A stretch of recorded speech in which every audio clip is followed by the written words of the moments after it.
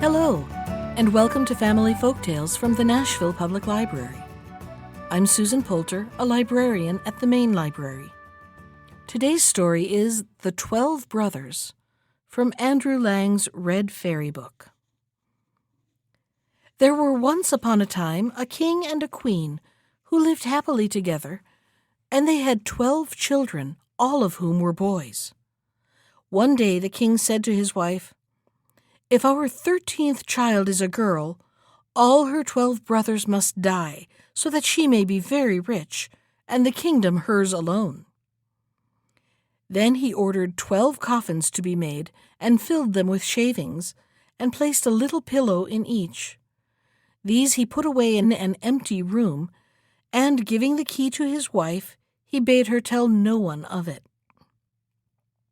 The queen grieved over the sad fate of her sons, and refused to be comforted, so much so that the youngest boy, who was always with her and whom she had christened Benjamin, said to her one day, "Dear mother, why are you so sad?" "My child," she answered, "I may not tell you the reason." But he left her no peace, till she went and unlocked the room, and showed him the 12 coffins filled with shavings, and with the little pillow laid in each. Then she said, "My dearest Benjamin, your father has had these coffins made for you and your 11 brothers, because if I bring a girl into the world, you are all to be killed and buried in them." She wept bitterly as she spoke, but her son comforted her and said, "Don't cry, dear mother. We'll manage to escape somehow, and we'll fly for our lives." "Yes," replied his mother, "that is what you must do. Go with your 11 brothers out into the wood, and let one of you always sit on the highest tree you can find, keeping watch on the tower of the castle. If I give birth to a little son, I will wave a white flag, and then you may safely return.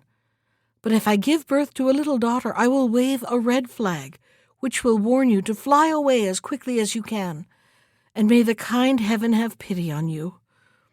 Every night I will get up and pray for you, in winter that you may always have a fire to warm yourselves by, and in summer that you may not languish in the heat." Then she blessed her sons, and they set out into the wood. They found a very high oak tree, and there they sat turn by turn, keeping their eyes always fixed on the castle tower. On the 12th day, when the turn came to Benjamin, he noticed a flag waving in the air, but alas, it was not white, but blood red, the sign which told them they must all die. When the brothers heard this, they were very angry and said, "Shall we forsooth suffer death for the sake of a wretched girl? Let us swear vengeance, and vow that wherever and whenever we shall meet one of her sex, she shall die at our hands." Then they went their way deeper into the wood, and in the middle of it, where it was thickest and darkest, they came upon a little enchanted house which stood empty. "Here," they said, "let us take up our abode, and you, Benjamin, you are the youngest and weakest. You shall stay at home and keep house for us. We others will go out and fetch food." So they went forth into the wood, and shot hares and roe deer, birds and wood pigeons, and any other game they came across. They always brought their spoils home to Benjamin, who soon learnt to make them into dainty dishes. So they lived for 10 years in this little house, and the time slipped merrily away. In the meantime, their little sister at home was growing up quickly. She was kind-hearted and of a fair countenance, and she had a gold star right in the middle of her forehead. One day, a big washing was going on at the palace, and the girl looking down from her window saw 12 men's shirts hanging up to dry, and asked her mother, "Who in the world do these shirts belong to? Surely they are far too small for my father." And the queen answered sadly, "Dear child, they belong to your 12 brothers." "But where are my 12 brothers?" said the girl. "I have never even heard of them." "Heaven alone knows in what part of the wide world they are wandering," replied her mother. Then she took the girl and opened the locked-up room. She showed her the 12 coffins filled with shavings, and with a little pillow laid in each. "These coffins," she said, "were intended for your brothers, but they stole secretly away before you were born." Then she started to tell her all that had happened, and when she had finished, her daughter said, "Do not cry, dearest mother. I will go and seek my brothers till I find them." So she took the 12 shirts and went on straight into the middle of the big wood. She walked all day long and came in the evening to the little enchanted house.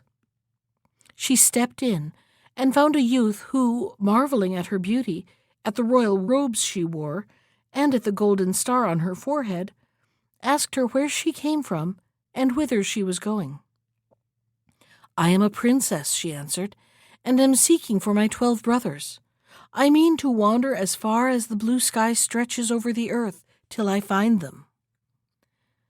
Then she showed him the 12 shirts which she had taken with her, and Benjamin saw that it must be his sister and said, "I am Benjamin, your youngest brother." So they wept for joy and kissed and hugged each other again and again. After a time, Benjamin said, "Dear sister, there is still a little difficulty, for we had all agreed that any girl we met should die at our hands, because it was for the sake of a girl that we had to leave our kingdom." "But," she replied, "I will gladly die, if by that means I can restore my 12 brothers to their own." "No," he answered, "there is no need for that. Only go and hide under that tub until our 11 brothers come in, and I'll soon make matters right with them." She did as she was bid, and soon the others came home from their chase and sat down to supper. "Well, Benjamin, what's the news?" they asked, but he replied, "I like that. Have you nothing to tell me?" "No," they answered. Then he said, "Well, now you've been out in the wood all day, and I've stayed quietly at home. And all the same, I know more than you do." "Then tell us," they cried. But he answered, "Only on condition that you promise faithfully that the first girl we meet shall not be killed." "She shall be spared," they promised, "only tell us the news." Then Benjamin said, "Our sister is here." And he lifted up the tub, and the princess stepped forward with her royal robes and with the golden star on her forehead, looking so lovely and sweet and charming that they all fell in love with her on the spot. They arranged that she should stay at home with Benjamin and help him in the housework, while the rest of the brothers went out into the wood and shot hares and roe deer, birds and wood pigeons. And Benjamin and his sister cooked their meals for them. She gathered herbs to cook the vegetables in, fetched the wood, and watched the pots on the fire, and always, when her 11 brothers returned, she had their supper ready for them. Besides this, she kept the house in order, tidied all the rooms, and made herself so generally useful that her brothers were delighted, and they all lived happily together.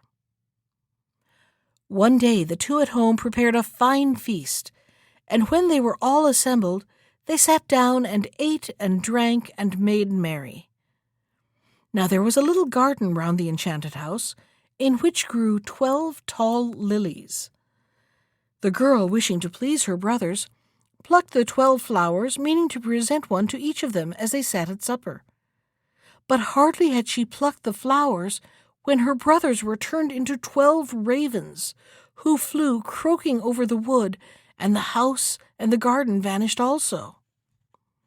So the poor girl found herself left all alone in the wood, and as she looked round her, she noticed an old woman standing close beside her, who said, "My child, what have you done? Why didn't you leave the flowers alone? They were your 12 brothers. Now they are changed forever into ravens."